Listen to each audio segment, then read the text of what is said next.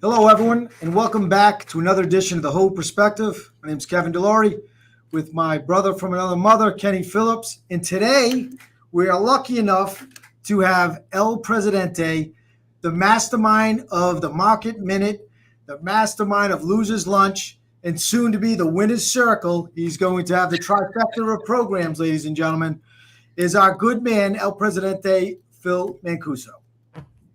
Do we not have like an applause little sound bite? I was going to say, I was going to give you an intro, Phil, but this was that was pretty good. You know, yeah, was usually good, you just say hello, and Kenny does the talk up. That's right. I'm still going to give you a little intro because it's well respected and it's due. Phil has been in the financial industry for over 20 plus years. He's been a mortgage originator, capital markets strategist, true leader. Strongly believes that a rising tide can lift all boats. And when you unify through collaboration, we can get it done. He's the president of Appraisal Nation and Stakeholder here at EPM.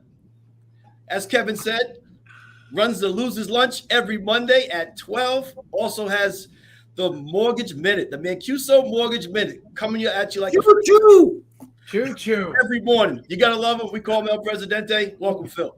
Thank you. Since 1988, by the way. You know, Kevin said to me, don't wear that stupid T-shirt. So I went to put on this shirt, but there he is. There we go. He's still casual. He's a party. What do they say? A party up top, bedroom on the bottom. Party in the back, business in the front, right. Party in the back for a mullet.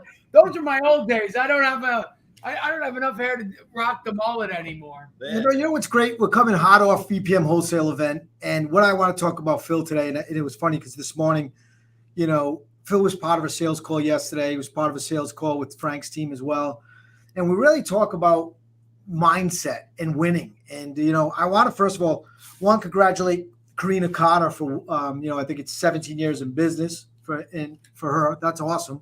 And the other is I want to make a correction because on Losers Lunch, I said Aria Brewer. I said her name wrong. It's Aria Brewer. And she's the one that really made this episode me want to talk about mindset and overcoming failure to become a winner, right? To end up with the success.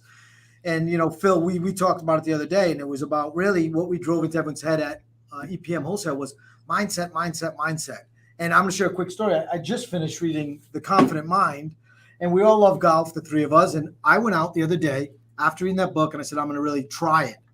And I hit the best drives of my life because I didn't think, and I thought of putting myself in a mindset that I'm going to crush this thing and I'm going to kill it. So, you know, what Aria brought up to me, said, know what I'd like to hear more of? When people overcome obstacles to become a success. Everyone loves to share, hey, I did 120 million last year as an originator. What about the months that you didn't? And how did you overcome that? What did you use to turn it around? So, you know, I want to hear from you guys. Like, what is it about your mindset every day that makes you, I mean, Phil, you got to deal with the worst of the worst. The market's up, the market's down. You come in this morning, the jobs numbers, oh my God, what's it going to do? How do you not just like, you know, want to jump out the window and say, screw this. This is too much. Every day it's like a roller coaster. But you keep that mindset of finding the win and finding the positivity. Yeah, I mean, dude, that really is an awesome question, and thanks for having me. And you know, for anyone that doesn't watch Losers Lunch, right? And like I'll get this all the time. It's like, oh my God, that's a ridiculous name. But you know, just real quick, the concept behind it was, I heard this term years and years ago. So when Megadeth and Anthrax were struggling musicians, and they were sort of coming up. They didn't have enough money to have like even a proper lunch. They couldn't buy the bread for their bologna sandwich. So Losers Lunch is bologna on palm. And it's sort of, you know, I sort of adopted that into my business mindset years ago. It's like, are you willing, right? Do you want this so bad that you're willing to do the things that you know are right to move the needle, but that may be painful in the near term? Part of that, and we've talked about this a lot, is I love the journey. In life and in business, I've always found that the journey is better than the destination. You know, I like take a minute to kind of smell the roses, you know, and then I'm like, okay, what's next? So if you and look, and everybody knows that I like to talk as well, right? No. So if you're of the mindset, right, where hey, we've got to, and you bring up the market today, okay? We were sort of on a road to 225, and we still are, for the record. I just cut the minute, and that's going up. But you'll always hear me say, hey, I like to lock here, be day to day. There are twists and turns on this road. You could have moments of highs and sort of this more overwhelming weakness where the economy is weakening. That is unquestionable. There are variables here. What's going to happen with gas? What's going to happen in the Ukraine? What's going to happen with the supply chain? Nothing is straight up or straight down. So this morning is an obstacle to 225. But you wake up and, I'm on this message board. What do you think the number was and all this other stuff? Thank you, Nick. And it's like, I don't know. I mean, to me, I said this number's got to be negative 100,000 because ISM employment was under 50, which is contraction. Layoffs are up. Expected layoffs are up. But a lot goes into these numbers. Maybe those layoffs don't hit until the next report, right? There's seasonal adjusters. Maybe they cook the number a little bit. Who knows? I joke about that all the time. But if you don't love this exercise of how the hell did that happen? Why did that happen? I zigged when they zagged, right? Well, then you see that as a setback. Right. I see it as a challenge. That reminds me of a great line, Kenny. And I don't mean to interrupt. I'm gonna ask you a question, Kenny. And I normally don't do this, but it's funny. A line I heard was, "Winners understand when they fail, it is a learning process on the road to success." So, Kenny, you took a leap of faith a year ago. It's been a year. It's been a challenging year. It's been a great year at EPM, but we've had challenges, some external challenges. And how have you kept the mindset to say, look, every day I'm going to come in. You guys are crushing it right now. I'm going to give you a little bit of shout out to Kenny and the sales team. Where others are struggling, you guys are going back to numbers that people had a year ago. Okay. Right. So that is awesome. And it isn't because you've proven that you don't need to have the best rates in the entire country to do that. You're doing it on relationships. You're doing it with culture. Absolutely. So how have you kept your mindset over the last year with all of these challenges? Because you got these external things that are happening, people shooting dots at you, and you just kept like a rhino, just going straight ahead. How do you come in every day like that? No, absolutely. I think it's, like you said, it's the partnerships and relationships. You continue to build on those. But I think a lot of people during tough times are afraid to go back to the basics, right? You've had so much success, but they forget about where you came from and how you get started. So it's doing the basic things, making the calls, making sure you follow up with marketing, all the small things that if you started from day one, you have to continue to do those things, especially in times like this. I was going to ask Phil that, we're in a cyclical market, right? You've been through it since 1988, you said? 88. Since 88, what message do you send to people in our industry about, hey, this is how you get through these times? How do you manipulate you through these actual, rough waters? Yes. Hey, Eddie, it goes back to what you just said is the blocking and tackling of the formula, in my opinion, right? What I sort of said was the mindset of the formula. So let's put that together.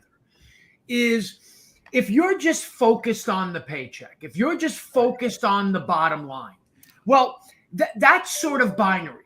There's success and there's failure. Hey, I needed to close 10 loans this month. I closed 7. I failed. I closed 12. I succeeded. I got to make this much money, so on and so forth. In sports, it's sort of called respecting the process. Sometimes you throw your best pitch and it still ends up in the parking lot. Do you not throw that pitch again? If you knew, you just knew, no, you tipped the cap. Winners tip their cap and say, hey. So, and this goes back to, old sales training. But, if you're, and I talked about this somewhere, I forget where it was, but whether you're on the phone or you're pounding the pavement, every no gets you one step closer to a yes. If you are obsessed by the no, right. See, and one of the things that always helped me was I wasn't obsessed by the no. I was pissed off by the no. I hate losing. I hate losing more than I like winning. I tell this story all the time. My oldest friend, Tim, I was his best man and vice versa. He and his wife are my son Thomas's godparents. You couldn't have been any closer than we were. We used to play. We love sports so much. There were like this Stratomatic. It's like a board game. You roll dice. You had cards. 3 is a home run. 5 is an out. We have like fist fights over a stupid card game. That's how competitive we were, right? And yet, still loved each other, the whole thing. I hate losing. So I have to tell you, when somebody tells me no, or on the very, very, very rare occasion I fail at something, very rare. No, I'm kidding. But when there's a setback, thanks, Frank. When there's a setback or whatever, the setback consumes me, but not in a negative way. It's like everybody's wrong. I'm right. I'm going to prove you wrong. I'll tell you this quick story because I don't want to dominate. 100%. Buddy of mine owned a golf business. Sort of at the end of that run, it was, thank you, Shalon. It was at the beginning of Sports Authority. That's how long ago it was.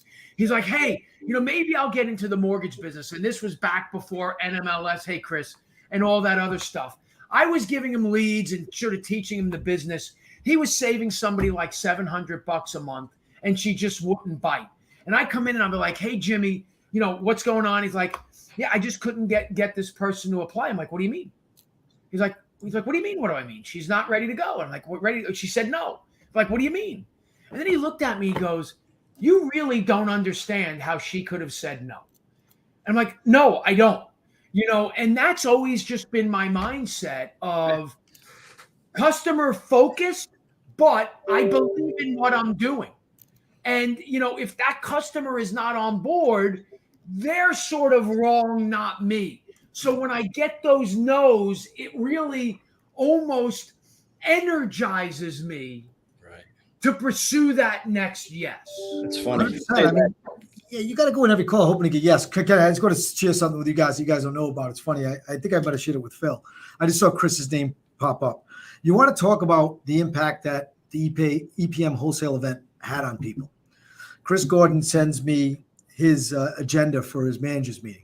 Fired up after leaving. I mean, if you didn't leave VPM wholesale fired up, there's something wrong with you. I think we'd all agree. I mean, I started working out immediately. Fortunately, the weight fell on my chest, and I had to have Kenny come get it off me. But the title of his managers meeting was F try. He had it spelled out. F try. And just like anything, don't go in anything to think you're going to get a no. If you're not going in saying, I'm going to get a yes, and Frank Ferns and I had this conversation yesterday. I said, Frank, we're going to, he said, I'm going to do a couple calls with you, and hopefully I'll get a no. And I'm like, he goes, I said, Frank, I don't think I'm going to get a no. Because I'm confident enough to believe every time I pick up the phone, I'm going to guess. But the next question, Kenny, is what we talked about was partnership, right? Like the one thing about EPM, the word culture isn't just a word. I say this on every show.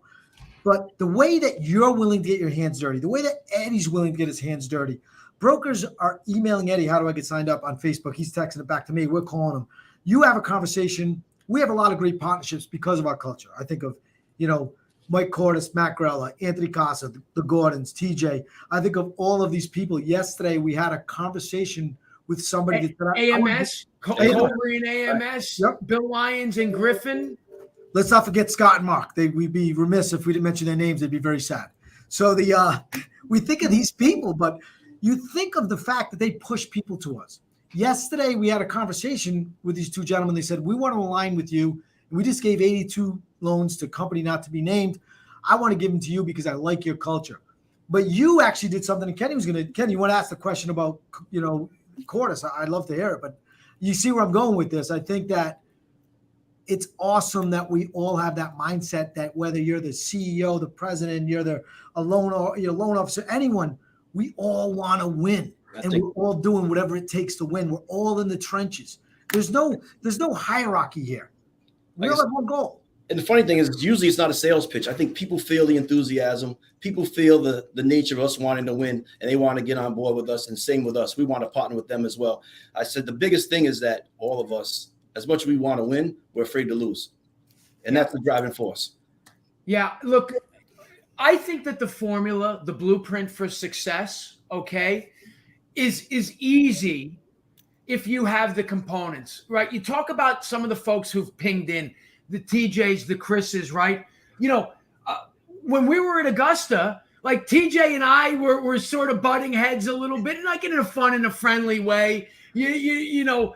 Breaking Chris's chops about getting sunscreen in his eye. We talked about on the show how, the three of us had a fight a couple months ago. First things first, don't be afraid to be you, right? Unless you're a jerk, maybe. And never eat a grown man's tots. Never eat a grown man's tots. Never eat a grown man's tots. But like, to me, where it's always come easy is I am who I am, but my intentions are pure. If you love what you're doing and you are focused on your counterparties, if you're focused on your customer, you could be opinionated, okay? You could ruffle some feathers, and I've said this is like, be selfish with your intentions, but generous with your actions. I don't expect you guys to work harder for me than you're going to say work for yourself, or vice versa, or all this other stuff. But, so you could be selfish in that intention, right? But generous and collaborative in your actions. And when we first started wholesale way back when, my mantra was, I'm not going to sit here and tell you how great we are. We're going to make mistakes. We may, you're not. We're going to make mistakes. We might make more mistakes than everyone else. Just know that I hate that we're making these mistakes, and we're going to endeavor to do better and communicate. Don't let it fester. I think so often we want to put on a facade for, our friends, our family, our customers, our bosses, all our employees, all this stuff, rather than just being real. You talk about the broker show. What was one of the things that came up on that is that the content that's real, the kids screaming in the background, the dog running around, that resonates more. We don't want put on. And I feel like I've joked when I moved down to Windermere, I said, I want to bring 1984 back, because what COVID, I think, has done is brought some degree of humanity back. Well, that shirt, by the way, just to drop, but that shirt did help bring back 1984. So good. You're so nice. But I believe that that business wants relationships again. Absolutely. It's not just a race to the bottom. You're 1,000,000% right. It's funny. You say that, like, the winners seek to expand their boundaries. And that's something that was big for Kenny and I when we came here. This is a whole new world for us, right? This really was. This is the way that you guys look at things, the way that you have relationships with brokers, and I'm going to go back to the next thing. I mean, yesterday I had a conversation with Mike Cordes because of your conversation. You didn't have to do that. You're just high level. You could, I'm El Presidente. I don't need to talk. Nope. You need to get on the phone. You guys need to figure this out. You need to get together and work something together. And sure enough, bingo. Yesterday, great conversation. Business will pick up. And that is the number one reason, because we all have that same mentality. We believe in the core values here. If you want to really believe in a company and work for a company that believes in their values, you got to talk to EPM, because if you're not, you're missing out. Because I can tell you, I've worked at a lot of companies. I'm sure Phil, you could say the same thing.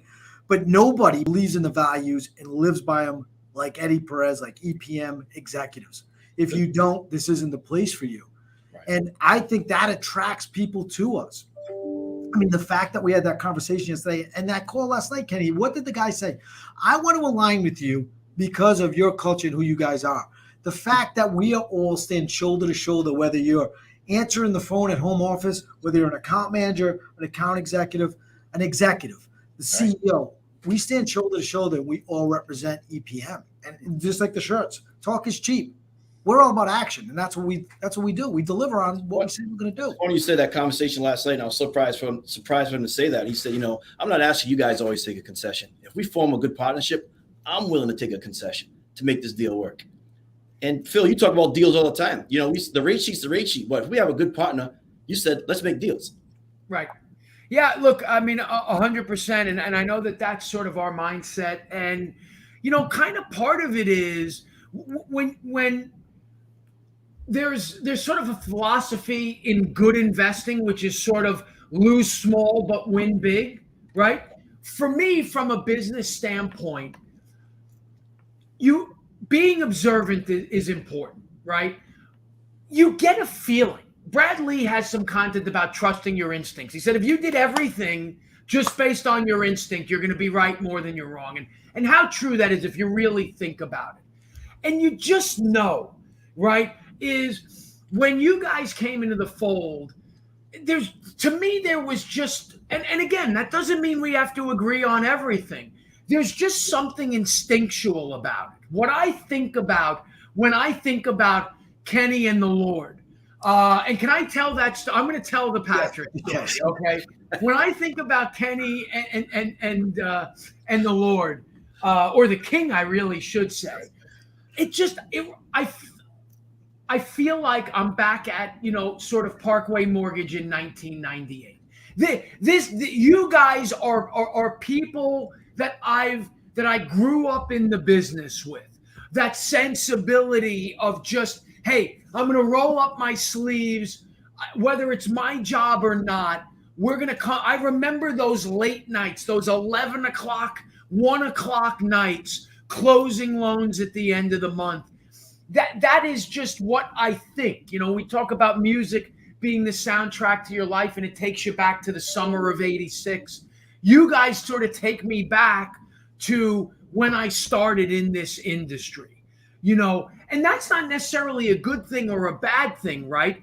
But now that we have that commonality, right, that pretense drops, the guard now is down. We can agree, we could disagree, we could run together. Sometimes you got to fire your worst customers. If we have zero in common, what am I, I'm pissing into the wind, on a percentage basis, trying to chase folks like you. If I was a rep and you were brokers, I'm full steam ahead on you guys. Whereas someone else that I don't resonate with, you try once, you try twice. Now I got to move on because I need to find more Kevin and Kennys. Yeah, but what is it? People who bring out the best in them, right? I think, it's funny. Phil and I are more alike than I like to admit. In the beginning, that was something that, here's what's real about people. And I think this is something that everyone needs to have the mindset. It's okay to make a mistake. It's okay to misjudge.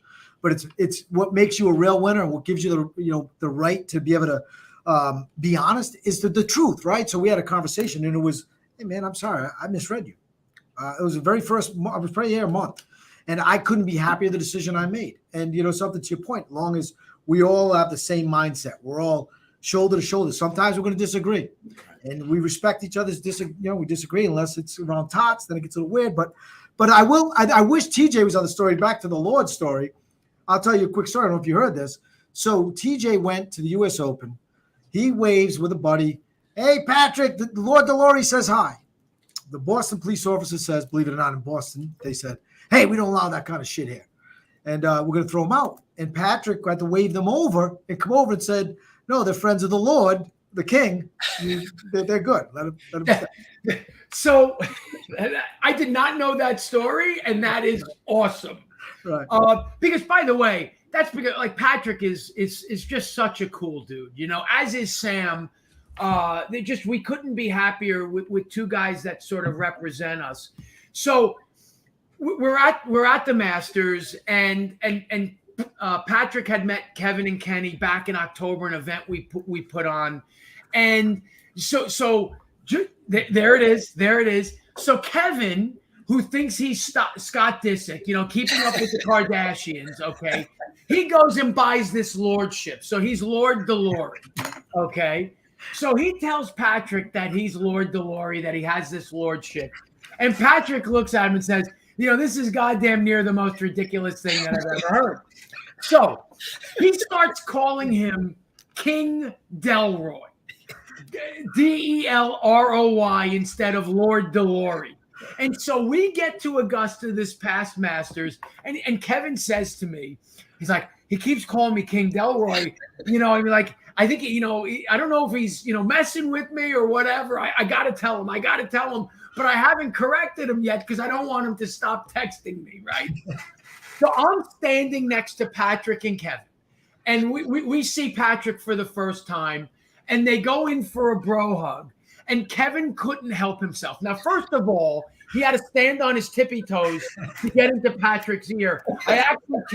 Kenny put a little step stool underneath. Yeah, lifted him up, okay? And he gets up into Kevin's ear, just like a little child might his father, because he's on his tippy toes, and he goes, "It's Delorey. And Patrick, absolutely not missing a beat, turns to Kevin and goes, "No, it's Delroy." So he knew it, and he was just fucking with Kevin. And when you have that comfort with somebody, that's what business and partnerships are. I love it. I tell you, Phil, you got some futuristic thinking. You know, Jenna's putting up quotes from you all over, but just make some profound statements, right? One thing you said was, and I want you to tell the audience a little bit about it. It says 1 + 1 doesn't always equal 2. And I know what's behind it, but if you can explain that thought process to us. Yeah, you know, that means a couple different things for me, okay? Not the least of which is understanding the subject matter. So often we just go through the motions. And in college, the classes that I went to, which weren't many, I went for accounting, even though I never wanted to be an accountant. I couldn't tell you the difference between a debit and a credit today. But we did like an auditing class. And the reason why I was good at it was because I understood why you booked something a certain way, not just that you did, okay? So if you understand why it makes sense for you to do something during your day or within your business, then again, it goes back to sort of enjoying the journey more so than the destination. You could be fluid. You could pivot. If there's an objection around your thought process, it's just not like now all of a sudden you're doubting yourself. Right. Well, maybe they're right. Well, if you understand why 1 + 1 = 2, not that 1 + 1 = 2, you could be fluid and overcome objections. The other thing is this, okay? You know, within the context of, Frank Flash the General, right? And we've told that story about, you guys had nothing to do with retail, and we're just, talking. And then next thing you know, we're in business with the General, and we hand it off to Steve. But where 1 + 1 = 3 in that equation is, you have folks that are collaborating on a certain level, enjoying the conversation or whatever it might, the project, whatever it could be. And now you're riffing off of each other. You're working for each other. In those examples, 1 + 1 = 3. Right. I got your back, you got mine. We have eyes in the back of each other's heads because we're looking. We have our heads on a swivel. I'm looking for your pitfalls. You're looking for mine. Opportunities, vice versa. That's the magic in a business when 1 + 1 = 3. Love it. Yeah, no, it's funny. We never really talked about EPM on this show because it's about, someone asked me what the show is about. It originally talked about, wholesale and different perspectives. It's really turned into a leadership mindset. Really, I ran into people and I listen to it just because I want to hear, something that lifts me up, something good positive. Yeah, Chris is spot on. I think right now in this marketplace, there's a lot of people, trying to find their footing. And I say, don't change what you've been doing. You need the right partners that align with you, and like in this case, I'm not going to say EPM's for everyone, but if you want a partner that gets it, that has it, that understands it, if I have to tell you what it is, I tell people you don't get it, right? It's like intangible traits is the only way I can describe it. And this team has it. And when you see a group of guys that get together and just have conversation like this, and you could throw anyone in there, you could throw, Cordis in there, you could throw, Gordon in there, whoever you want to throw, TJ, I think of, Roger Moore, any of those guys, we'll get it. And that's who you need to partner with in this market. We shouldn't be looking at, I should say, there's no competition. The competition are these big banks. That's who we should be cleaning everyone's clocks on. But if you want a team that's got the mindset and isn't afraid of a challenge and jump in the trenches with you, every guy on this podcast today, and I'll throw in there, Mark Maloney, throw in there Scott, throw in there Eddie, you name it, You shake them all up, it's the same person because we all get it and we're not afraid of the challenge. So this doesn't, I wake up every morning and I don't think, oh, this is a tough market. How am I going to get to 100 uploads today? How do I do that? Kev, I love that you just said that because I think that this is a good way to sort of take this home, right? And I touched on this at the mortgage event. I'm listening to some speakers and certainly, look, the elephant in the room is the market or rates or this or that, right? And here's what I said. I gave dates. 1998 liquidity crisis, 2008 the Great Recession, 2020 COVID. Those were the 3 best years in my career. I don't want to hear any more about this. It's about perspective. You talk about us today. I would ask this of the viewers, right? You see our enthusiasm. I hope you see that this is not put on, right? How many of the folks that you talk to in this industry right now are genuinely enthusiastic? And when, Kevin, you say, do what you've been doing, I want to tweak that slightly. Do more of what you've been doing. 100%. You shouldn't be changing anything right now other than your mindset and your intensity. I promise you that in this industry, fortunes are made in the busts and not in the booms. It's easy to pick the low-hanging fruit. You need to double down now. You need to change your mindset and not wake up and worry about what rates were yesterday or how much business you did last year. Right. You need to worry about what rates are going to be tomorrow and how much more business you're going to do next year. Because the opportunity is there. It's waiting for you to take it. And everybody else who doesn't have that mindset is missing. That's what you're grabbing. The opportunity lost by others. I mean, we are all wholesale, right? We have these pins on. We are wholesale. That was the theme. We're all in this together. We're all going to kick ass and beat up on, these big banks through this. Not each other. We're going to kick ass and just support each other. And that's why we are wholesale. And that's what we see things different than other people. Everyone's out for themselves. I can tell you right now, who else is throwing an event in this market to get there, to spread the word of getting the right mindset and kick ass? We are, because we're wholesale and we're out to help. I want to see, Chris Gordon, have 200 employees. I want to see TJ running, a branch with 50 people in there, because that's what we are. We help each other. We all win at the end. I'm sorry, Kenny. I knew you. I was going to say, no, I agree. It's all about mindset. Phil hit it right on the head. We had an AE the other day come in and say, you know what? Business is slow. I said, then you got to go out and get more slow business. That's what it is. At the end of the day, you got to find a way. That's what you got to do. It's all about the mindset. No, spot on. If you're in the business of complaining or making excuses, then let's see how that pays. Yeah, don't come here. I say you're 100% right. That's spot on, Chris. Absolutely, Chris. One of my favorite videos. So if I could plug El Presidente _EPM on Instagram, make sure you connect. I do the Market Minute. We did a pizza review at 43,000 Fleet with Sam Horsfield and Charles Howell. Watch that before it expires. We had a lot of fun with that. But I love inspirational content on Instagram. I love Brad Lee's stuff. I love Dan Pena's stuff. Some lesser known people. And for that matter, even some unknown people. That's sort of the content that I consume when I use this. Use this for a benefit, for a reason. Not for mindless stuff. That's what I do in my free moments.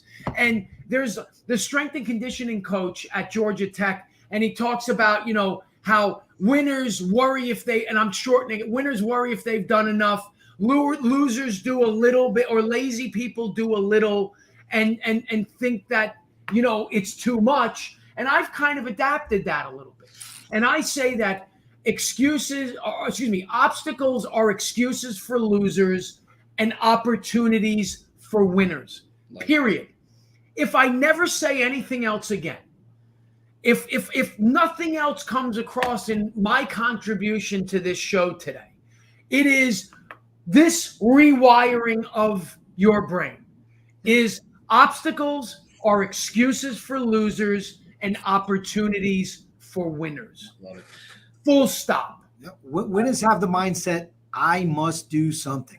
That's a winner's mindset. I must do something. They don't just sit around and wait for it to happen. They go out and do it. Okay, I'll let you ask. Yeah, Bill, you gave us a lot. It's tough to ask the question, but How do you define your value in the industry? Just one nugget. Just a very small nugget. Yes. Pebble. No such thing, Phil. Give us a nugget. I mean, I don't even know how to answer that. What I could potentially or have contributed to the mortgage industry. That's the question. I see the 10-year going to 225, but not tomorrow, Frank. We might have to revisit 3 before that happens. This is an impossible question to answer without sounding egotistical, but that's not the purpose. So again, if we're in the spirit of learning, I think that to some extent, the trail that I've helped to blaze a little bit is I feel like I'm a bit of a renaissance man in this industry. Most folks are either loan officers or they're underwriters or they're cap markets. There really isn't much that I haven't done in the way of role. I started out as a telemarketer, became a sales manager. I've owned businesses. I've underwritten, even though I wasn't necessarily an underwriter. I've run ops. I've run cap markets. I've traded positions. I've done advertising, right? I've negotiated mergers and acquisitions. I think that at the end of the day, my thirst for info, and by the way, almost none of that was taught. That was all learned, okay? So sort of Matt Damon-like, where, he got his Harvard education in a library. Sometimes faking it till you make it, it can work, right? But, I think your thirst for knowledge and for expertise in your business, and don't limit yourself to a particular discipline in your business. We talked about it at EPMX. We're all salespeople. Processors are arguably sell more than salespeople sell in our business. Don't limit yourself. Don't, have a thirst for knowledge and go outside of the confines of what your particular job description says. You need focus. Don't get me wrong. But be an expert.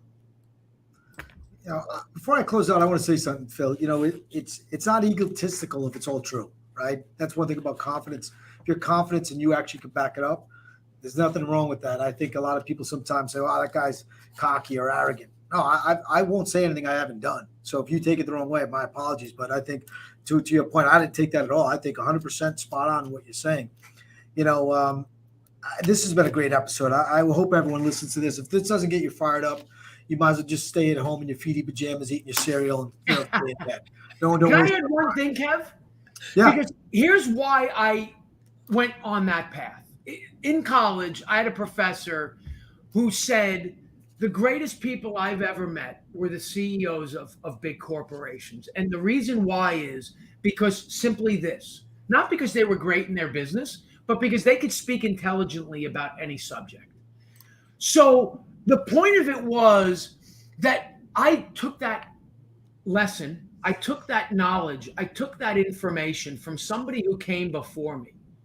And so often, and where the ego would have been was, what does he know? No, his wisdom was great. And I said, I'm going to take that and see what I could do with it. And so I thank him for that because that paid off. Absolutely. Well, guys, I'll tell you this, and we'll close. Here's a guy that has one-on-ones with people outside of our organization to help them get better. So, any of us are here to help. That's one thing about EPM. We're true partners. You have a question after this, you listen to this, it's K Phillips at EPM. It's K Delory at EPM.net. It's, P Mancuso at EPM.net. Feel free. We're here to help. So I just want to thank everyone for listening to the Hope Perspective podcast. If you enjoyed this episode and want to continue the conversation, you can email us directly or head over to our Empower Brokers Community Facebook group. You can also find us at LinkedIn at EPM Wholesale and on Instagram at EPM Wholesale. Thanks again. We'll see you guys next time. Phil, thank you so much, El Presidente. Great episode. Awesome. Thanks, guys. Love you.